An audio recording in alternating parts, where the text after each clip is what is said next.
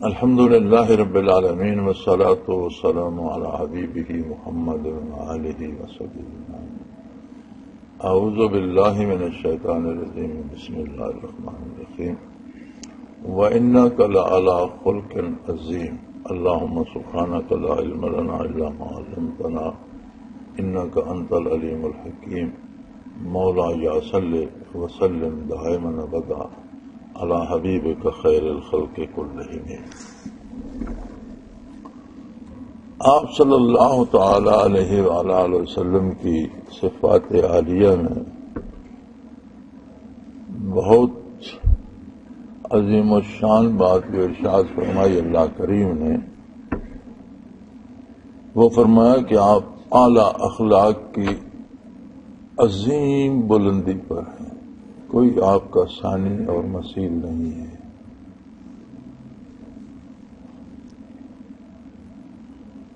کوئی بندہ دیکھا یہ گیا ہے، ایک اصطلاح بن گئی ہے اردو میں،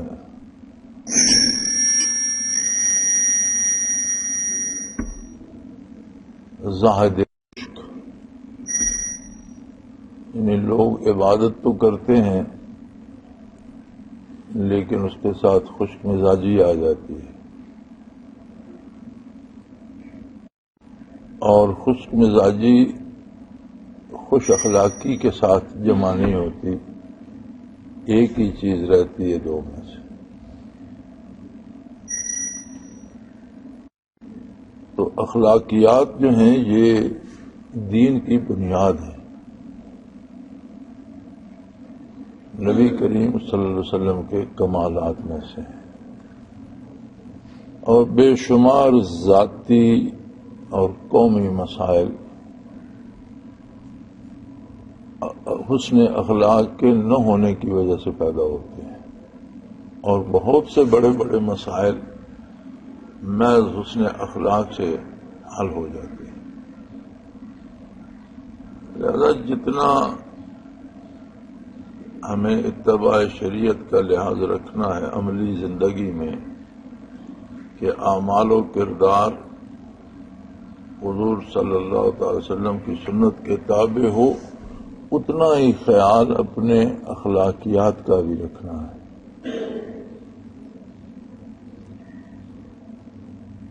جس کی طرف ہماری توجہ بہت کم ہوتی ہے اور جو انتہائی ضروری ہے۔ کسی سے ملیں تو اس میں خوش اخلاقی کا مظہر سامنے ہو، چھوٹا بڑے کو پہلے سلام کرے، کسی سے کوئی چیز لیں یا بات بھی کریں تو اس کا وقت لینے کا شکریہ ادا کریں کہ مہربانی آپ نے میری بات سن لی۔ لین دین کے معاملے میں خوش اخلاقی سے پیش آئیں، بات کرنے کے معاملے میں اخلاقی حدود کو مد نظر رکھیں۔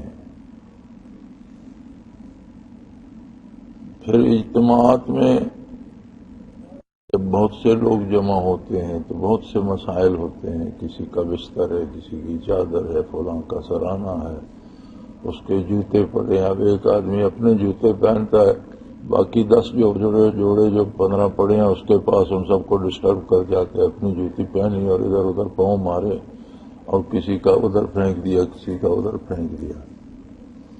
تو یہ ساری چیزیں شمار ہوتی ہیں۔ آپ نے اپنا جوتا لیا، اگر کسی دوسرے کا ڈسٹرب کیا تو اسے واپس اس کی جگہ پہ رکھ کے جائیں تاکہ جب وہ آئے تو اسے تکلیف نہ ہو۔ تو بظاہر یہ باتیں بڑی معمولی اور بڑی چھوٹی ہوتی ہیں، لیکن نتیجے اور اثر کے اعتبار سے یہ بہت بڑی ہوتی ہیں۔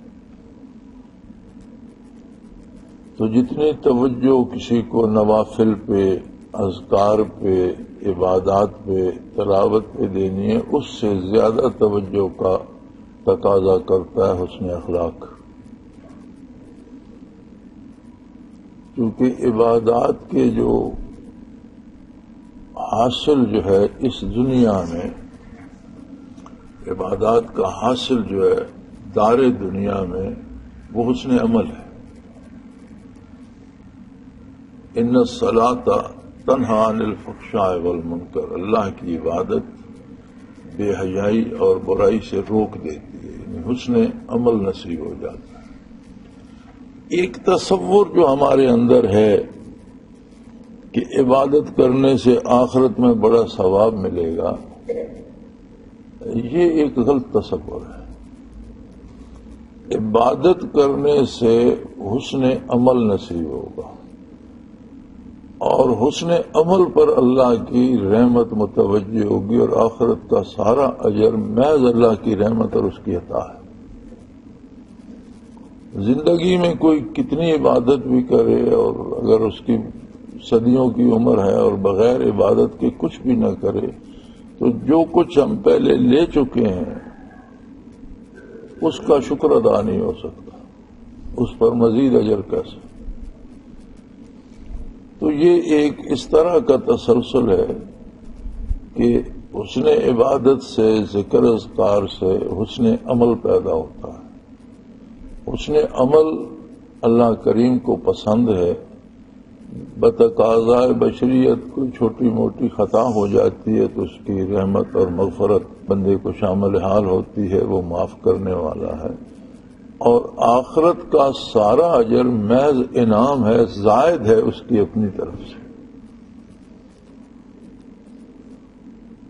کوئی ایسا نبی کریم صلی اللہ علیہ وسلم کا ایک ارشاد ہے، آپ نے فرمایا کہ جو بندہ بھی نجات حاصل کرے گا محض اللہ کی رحمت سے حاصل کرے گا، آخرت محض اللہ کی رحمت ہے، اور کوئی بھی، آپ نے استثناء نہیں فرمایا، فرمایا کوئی بندہ بھی بغیر رحمت الہی کے نجات نہیں پائے گا۔ تو حبیب کبریا حضرت عائشہ رضی اللہ تعالی عنہا ام المومنین نے عرض کی کہ یا رسول اللہ، کیا آپ نے کوئی استثناء نہیں فرمایا؟ فرمایا ہاں میں بھی۔ تو انہوں نے عرض کی یا رسول اللہ، آپ تو شافع محشر ہیں اور خلق خدا آپ کی شفاعت کی امیدوار ہیں، تو آپ یہ کیا ارشاد فرمائیں؟ تو فرمایا کیا یہ جو مجھے اللہ نے شافع محشر بنایا یہ اس کی رحمت نہیں ہے؟ یہ بھی تو اس کی رحمت ہے نا، یہ بھی تو اس کی طرف سے عطا ہے، اس کی مہربانی ہے، اس کا کرم ہے، یہی تو رحمت ہے۔ تو ہمیں ایک تصور دے دیا گیا ہے کہ عبادت کرو تو آخرت ملے گی، درمیان میں جو کڑی ہے وہ ہم سے چھوٹ گئی ہے۔ قرآن کریم نے جو طریقہ بتایا ہے کہ عبادت کرو، عبادت سے حسن عمل نصیب ہوگا۔ ان الصلاۃ، اللہ کی عبادت یقیناً تنہا عن الفحشاء والمنکر، بے حیائی اور برائی سے روک دیتی۔ بے حیائی کہہ لیں یا برائی کہہ لیں،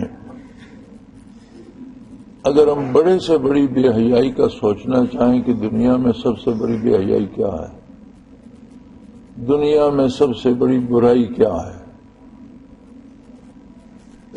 تو میری رائے کے مطابق جو میں سمجھتا ہوں، مسلمان کے لیے نبی کریم صلی اللہ علیہ وسلم کی پسند کے خلاف سوچنا بھی بے حیائی اور برائی ہے، اور حضور کی منشا کے خلاف جو عمل بھی ہے وہ شاید گناہ کی فہرست میں تو صغیرہ میں ہو، چھوٹا ہو، یا شاید ایسی باتیں جو لاپرواہی کے ضمن میں آ جاتی ہیں، نہ ثواب ہے نہ گناہ ہے، بس لاپرواہی ہے، ایسا نہیں کرنا چاہیے تھا، لیکن جب اسے ہم اس میزان پہ لے آتے ہیں کہ کیا حضور کی پسند کے مطابق ہے یا آپ صلی اللہ علیہ وسلم کی پسند کے خلاف ہے، تو وہ بہت بڑی بے حیائی بن جاتی ہے کہ بندہ کلمہ بھی پڑھتا ہو، توحید پہ، رسالت پہ، آخرت پہ یقین بھی رکھتا ہو، اور پھر حضور کی منشا کے خلاف کرے۔ 23 سالہ عہد نبوت میں صحابہ کرام رضوان اللہ علیہم اجمعین کوئی بات کرتے تھے تو رخ انور کو دیکھتے رہتے تھے، ذرا سی ناگواری رخ انور پہ آئی، آپ نے منع نہیں فرمایا، لیکن انہوں نے دیکھ لیا کہ یہ بات حضور کو پسند نہیں، پھر زندگی میں وہ بات نہیں کرتے۔ کہ ایک دفعہ ایک صحابی مسجد میں آئے تو ایک رنگدار سی چادر تھی ان کے اوپر، تو نبی کریم صلی اللہ علیہ وسلم نے پسند نہیں فرمائی اور فرمایا یہ تمہیں اچھی نہیں لگی، تو انہوں نے اتار کے رکھ لی، واپس گھر گئے تو تنور گرم تھا، روٹیاں پر انہوں نے تنور میں پھینک لی، جل گئی۔ کچھ دن بعد نبی کریم صلی اللہ علیہ وسلم نے استغفار فرمایا کہ بھئی وہ چادر آپ نے پھر کیا کی؟ یا رسول اللہ، میں نے جلا دی۔ فرمایا میں نے تو اس لیے کہا کہ یہ عورتوں جیسی رنگدار سی تھی، تم گھر کی کسی خاتون کو دے دیتے۔ تو میں نے تو یہ کہا تھا کہ مردوں کو اس طرح کی جو ہے پھولدار یا رنگدار چادر وہ مناسب نہیں لگتی، تو کسی خاتون کو دے دیتے، اس کے کام آ جاتے۔ سادہ سا جواب انہوں نے دیا کہ یا رسول اللہ صلی اللہ علیہ وسلم، جو چیز آپ کو پسند نہ آئے وہ رہے ہی کیوں دنیا۔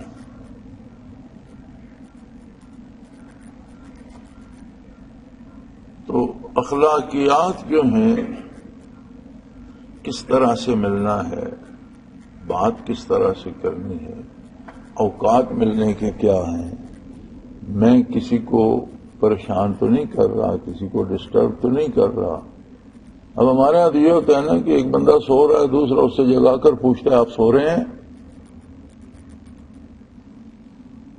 یہ عام سی ایک بات ہے کہ سو رہا ہے تو دوسرا اسے آواز دے کر جگا کر پوچھے گا آپ سو رہے ہو، وہ کیا خاک سو رہا ہے جب تم نے جگا دیا تھا۔ بعض اوقات ہم ایسا مذاق کر دیتے ہیں کہ اگلے کی توہین ہوتی ہے اور اسے ہم مذاق سمجھتے ہیں۔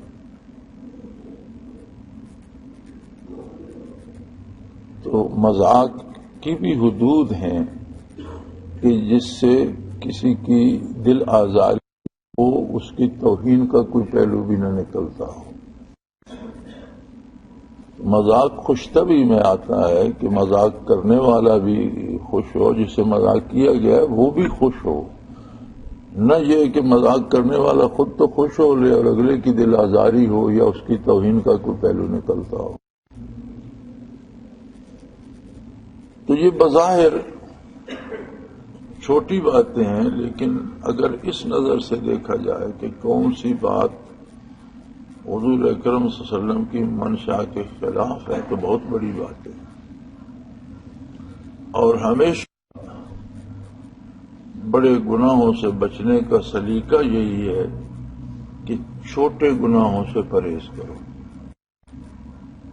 چھوٹی چھوٹی غلطیوں پر اپنی ذات کی گرفت کرتے رہو۔ اپنے لیے آدمی کا مزاج ہے اپنے لیے جواز پیدا کرتا رہتا ہے۔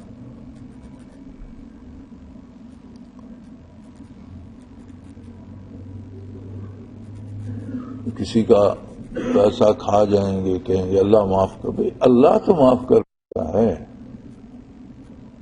لیکن اللہ اندھا دھند معاف کرنے والا نہیں ہے۔ اللہ پاکستان کی حکومت نہیں بڑے بڑوں کو قرضے دے کر معاف کر دے اور غریبوں کو جکڑ لے۔ اللہ اس طرح نہیں کرے گا۔ اللہ معاف کرنے والا ضرور ہے، لیکن اللہ حساب لینے والا بھی ہے۔ تو مجھے بڑا پسند آیا، اگلے دن میں دیکھ رہا تھا واقعہ ایک برطانیہ کا، تو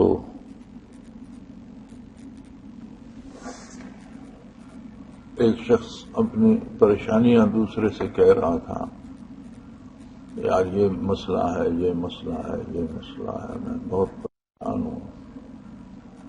تو وہ کوئی 6 سال کی بچی جس سے وہ پریشانیاں بیان کر رہا تھا، اس کی 6 سال کی بچی تھی، وہ پاس کھڑی تھی۔ تو اس نے کہا uncle it is very simple, be like Muhammad Din there is no problem. اب اس بچی نے ایک ایسا جملہ کہہ دیا کہ شاید کوئی بڑے سے بڑا دانشور بھی اس سے زیادہ نہیں کہہ سکتا۔ اس نے کہہ دیا کہ تم کریم صلی اللہ علیہ وسلم کی طرح ہو جاؤ، پھر کوئی پریشانی نہیں ہوگی۔ خود کو حضور کی پسند کے سانچے میں ڈال لو، وہ چھوٹی سی بچی تھی 6 سال کی، جس کے بارے اس نے لکھا، وہ سن رہی تھی تو اس نے کہا انکل بی لائک محمد صلی اللہ علیہ وسلم، کہ حضور کی طرح ہو جاؤ تو پھر پریشانی کوئی نہیں رہے گی۔ میں نہیں سمجھتا کہ ہم میں سے کوئی ایسا ہو جسے زندگی سے، حالات سے، زمانے سے شکایتیں نہ ہوں، لیکن ہم اس کی اگر بنیادی وجہ تلاش کریں کہ ہمیں کیوں شکایتیں ہیں۔ ابھی رات میرے پاس ہی ایک ای میل تھی کہ میں بڑی عبادت بھی کرتا ہوں، بڑا مجاہدہ بھی کرتا ہوں، اور میری بڑی پریشانیاں ہیں، ان کے لیے میں دعا کرتا ہوں، میری کوئی دعا قبول نہیں ہوتی، مجھے ایسے لگتا ہے میرا کوئی مالک ہے ہی نہیں، اللہ میری سنتا ہی نہیں۔ تو میں نے اسے سادہ سا 2 سطروں کا جواب لکھا ہے کہ آپ نے دعا کو سمجھا ہی نہیں ہے۔ دعا کبھی حکم نہیں ہوتی کہ بندہ اللہ کو حکم دے رہا ہے کہ ایسا کر دو۔ کیا آپ ایسا سوچ سکتے ہیں؟ اگر ایسا نہیں ہے تو دعا محض ایک بہانہ ہے کہ بندے کو اللہ کریم سے بات کرنا نصیب ہو جائے۔ دعا کا اصل حاصل یہ ہے، اور یہ بات اللہ کو بڑی پسند ہے، جتنی زیادہ کوئی دعا کرتا ہے اللہ کریم اس سے اتنا خوش ہوتا ہے کہ یہ اپنے چھوٹے چھوٹے دکھ بھی میرے ساتھ شیئر کرتا ہے۔ تو جب بندے کو یہ پتا چل جائے کہ فیصلے اس نے کرنے ہیں، میں نے نہیں کرنے، تو پھر جو مصیبت تکلیف بھی آئے بندے کو پتا ہوتا ہے کہ وہ جانتا ہے اس نے بھیجی ہے، وہی اس کو حل بھی کرے گا، مجھے پریشان ہونے کی ضرورت نہیں ہے۔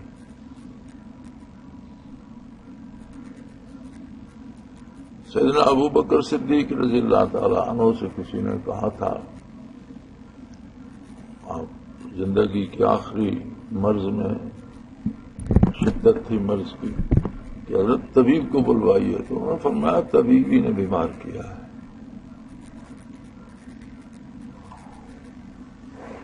وہ جو صحت دینے والا ہے نا، اسی نے یہ مرض بھیجا ہے۔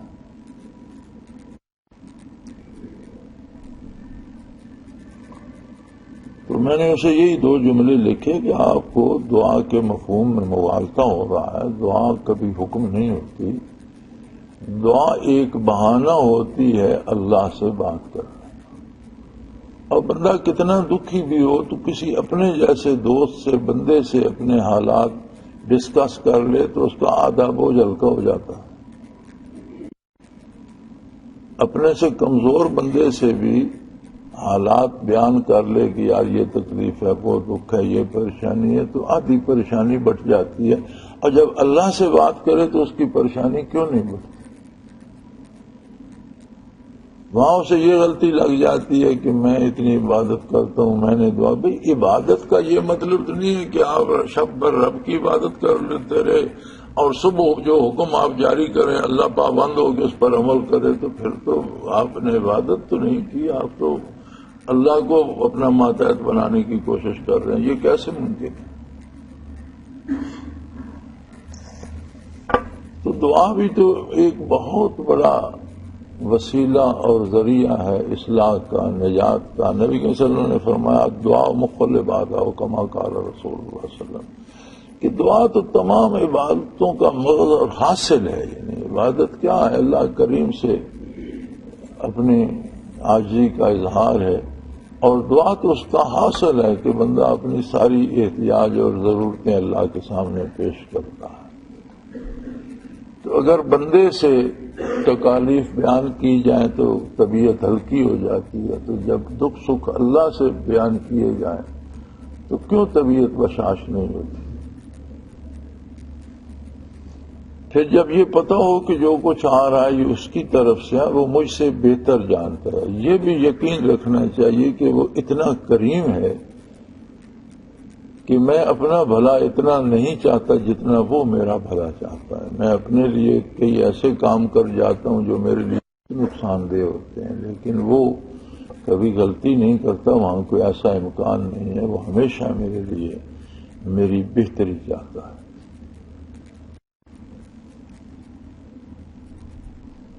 تو ذرا اس موضوع پہ بھی توجہ رکھیے، بات کرنے کا سلیقہ ہو، ملنے کے اوقات ہوں، دوسروں کی پریشانی کا سبب نہ بنے بندہ۔ انسانی مزاج ہے، اگر کوئی خوش ہو تو بڑے کم لوگ ہوتے ہیں کہ وہ خوشیاں دوسروں کے ساتھ بانٹیں یا بتائیں کہ مجھے یہ خوشی ہے، بہت کم ہوتا ہے۔ لیکن ذرا سی کسی کو تکلیف ہو تو ہر آنے جانے والے کے ساتھ قصہ ڈال کے بیٹھا ہوتا ہے، مجھے یہ ہو گیا، مجھے یہ ہو گیا، مجھے یہ ہو گیا۔ حالانکہ اس آنے جانے والے نے نہ آپ کو صحت دینی ہے، نہ آپ کی تکلیف دور کرنی ہے۔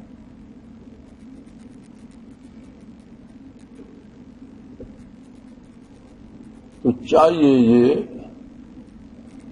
کہ اللہ کا کرم ہو، خوشیاں ہوں تو سب سے بانٹیں، دکھ ہوں تو اللہ سے شیئر کریں، اللہ سے بات کریں، اللہ سے بیان کریں، اللہ سے دعا کریں کہ یا اللہ میں کمزور ہوں، مجھے آزمائش اور ابتلا سے محفوظ رکھ، مجھ سے غلطیاں ہوتی ہیں، میری کوتاہیوں کو معاف فرما اور مجھے اچھے کام کرنے کی توفیق عطا فرما۔ اور ملنے جلنے میں، بات کرنے میں، اٹھنے بیٹھنے میں چھوٹے بڑے کا ہر ایک کا لحاظ رکھیں، کس سے کس سلیقے سے بات کرنی ہے، بات بھی ہو جائے اور اگلے کی طبیعت پہ بوجھ بھی نہ آئے، نہ خوش بھی ہو، راضی بھی ہو۔ اٹھنے بیٹھنے کا بھی سلیقہ ہے، بات کرنے کا سلیقہ ہے۔ مولانا سید اشرف علی تھانوی رحمۃ اللہ تعالی علیہ اس کا بہت اہتمام فرماتے تھے، تو سارے انہیں سخت مزاج کہتے ہیں۔ یہ سخت مزاجی نہیں ہے، تربیت کے لیے اور سمجھانے کے لیے یہ ضروری ہے، یہ کرنا پڑتا ہے۔ اب ڈاکٹر زخم کو چیر کر مرہم لگاتا ہے تو ہم اسے کہیں یہ سخت مزاج ہے، چیرے گا نہیں، فاسد مادہ نکالے گا نہیں، مرہم نہیں لگائے گا تو ٹھیک کیسے ہوگا؟ وہ ضرورت ہے، سخت مزاجی نہیں ہے۔ تو اساتذہ یا ایسے لوگ جن کے ذمہ تربیت ہوتی ہے، وہ جب گرفت کرتے ہیں تو اس میں کوئی اپنی بڑائی مقصود نہیں ہوتی، یہ دوسرے کو ہلکا کرنا مقصود نہیں ہوتا، بلکہ مقصد ہوتا ہے کہ اصلاح ہوتی رہے، تربیت ہوتی رہے۔ تو بندے کو خود بھی ان حدود و قیود کا خیال ہونا چاہیے۔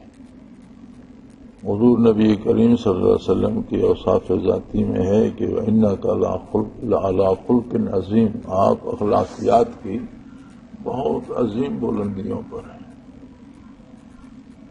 تو اگر بندہ تلاوت کے ساتھ حضور نبی کریم صلی اللہ علیہ وسلم کی سیرت مبارکہ کا مطالعہ کرتا رہے، بہت بڑا کام ہوتا ہے۔ کچھ نہ کچھ، کوئی ایک بات، کوئی دو باتیں روزانہ پڑھی جائیں، کوئی نہ کوئی سیرت کی اچھی کتاب بندے کے پاس ہونی چاہیے۔ چند آیات تلاوت کرے ضرور، کوئی دن تلاوت سے خالی نہیں جانا چاہیے، اور کوئی دن خالی نہیں جانا چاہیے کہ بندہ حضور صلی اللہ علیہ وسلم کی سیرت دیکھے۔ تو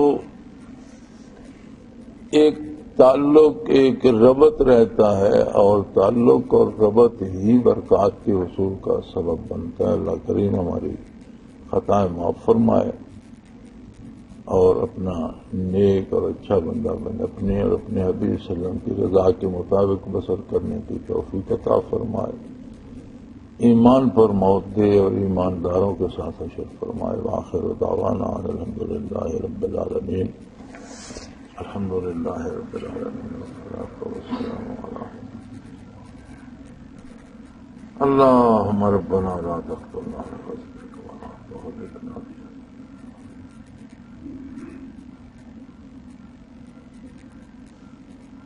صلی اللہ تعالی علیہ وسلم۔